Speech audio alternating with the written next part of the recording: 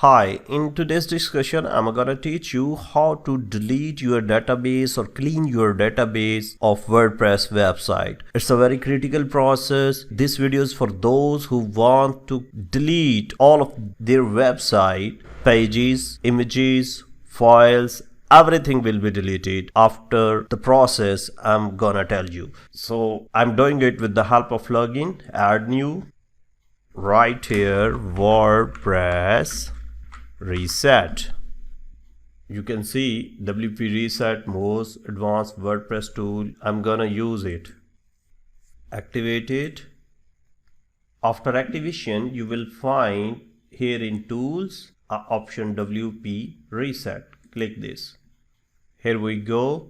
Now you will reset your database or your website here.